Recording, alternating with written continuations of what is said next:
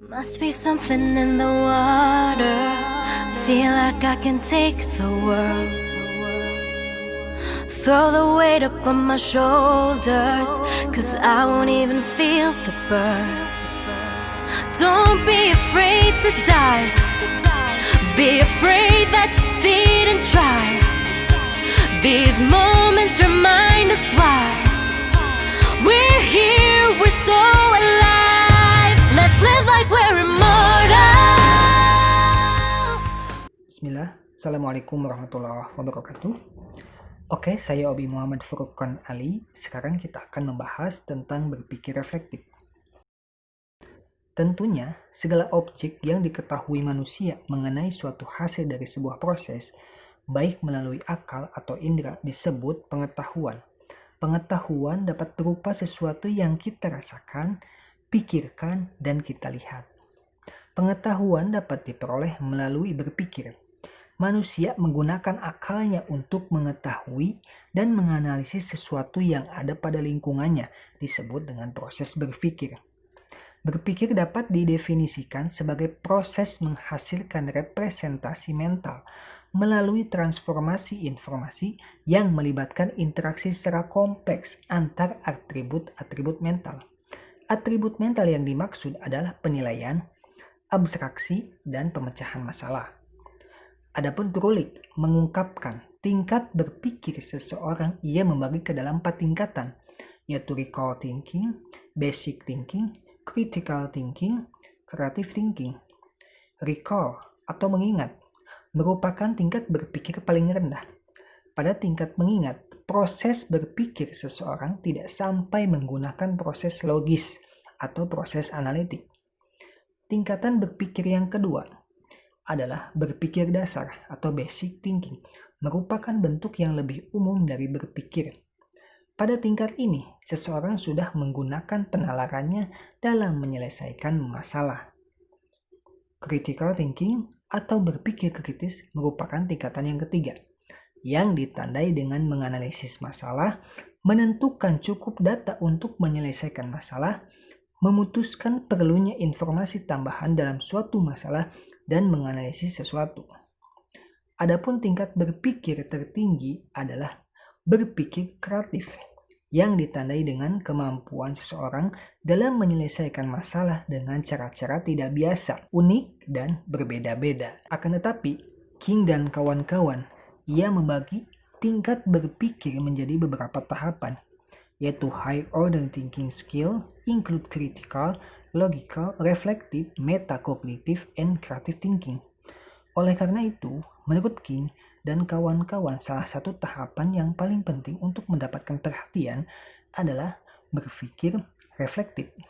Banyak sekali para ahli yang berpendapat tentang berpikir reflektif.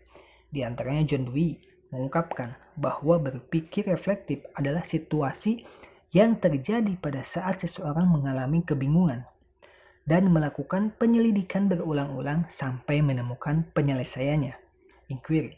Kebingungan adalah ketidakpastian atau kesulitan ketika memecah suatu masalah. Sedangkan inquiry, kegiatan mencari informasi secara berulang yang mengarahkan pikiran sampai pada penyelesaian masalah. Adapun menurut Harvey dan Mann, berpikir reflektif adalah kegiatan yang melibatkan proses pemilihan, pemantauan proses solusi, wawasan atau kecerdikan, dan konseptualisasi yang menghubungkan konsep dengan makna. Adapun Young dan Campbell mengungkapkan bahwa berpikir reflektif merupakan proses berpikir yang melibatkan 4 tahapan, yaitu tindakan biasa, habitual action, pemahaman, understanding, refleksi atau reflection, dan berpikir kritis, critical thinking. Tindakan biasa atau habitual action adalah kegiatan yang dilakukan dengan sedikit pemikiran. Understanding atau pemahaman adalah aktivitas berpikir seseorang berdasarkan situasi yang ada pada masalah ketika menyelesaikan masalah. Refleksi atau reflection adalah aktivitas berpikir mengaitkan informasi masalah yang dihadapi dengan pengalaman yang dimiliki ketika menyelesaikan masalah. Berpikir kritis atau critical thinking adalah berpikir reflektif yang melibatkan kesadaran seseorang melihat suatu masalah, merasakan, bertindak dalam menyelesaikan suatu masalah. Oleh sebab itu, berpikir reflektif sangat penting terutama bagi guru. Ada dua peran bagi guru dalam berpikir reflektif. Pertama, guru harus menjadi pengamat bagi siswa di kelas. Guru harus tahu semua kondisi yang bisa membuat hal-hal yang lebih baik atau mungkin lebih buruk bagi siswa. Kedua, harus tahu tentang pengorganisasian lingkungan untuk mendukung suasana belajar di sekitar siswa. Pada dasarnya, berpikir efektif suatu kegiatan berpikir yang dapat membuat siswa berusaha menghubungkan pengetahuan yang diperolehnya untuk menyelesaikan permasalahan baru yang berkaitan dengan pengetahuan lamanya. Sandrock mengungkapkan bahwa siswa yang memiliki gaya reflektif cenderung menggunakan lebih banyak waktu untuk merespon dan menggunakan akurasi jawaban. Siswa yang berpikir reflektif sangat lamban dan berhati-hati dalam memberikan respon, tetapi cenderung memberikan jawaban yang benar. Siswa yang reflektif lebih mungkin melakukan tugas-tugas seperti mengingat informasi yang terstruktur, membaca dengan memahami, dan menginterpretasi bacaan, memecahkan masalah, dan membuat keputusan. Selain itu, siswa yang berpikir reflektif mempunyai standar kerja yang tinggi serta berkonsentrasi dari informasi yang relevan. Seperti yang diungkapkan Sandrock, John Dewey mengungkapkan metode reflektif dalam memecahkan masalah melalui 5 langkah, yaitu yang pertama, seseorang mengenali masalah itu datang dari luar diri seseorang itu sendiri. Yang kedua, selanjutnya seseorang akan menyelidiki dan menganalisa kesulitannya dan menentukan masalah yang dihadapinya. Yang ketiga, lalu dia menghubungkan uraian-uraian hasil analisisnya itu atau satu sama lain dan mengumpulkan berbagai kemungkinan guna memecahkan masalah tersebut.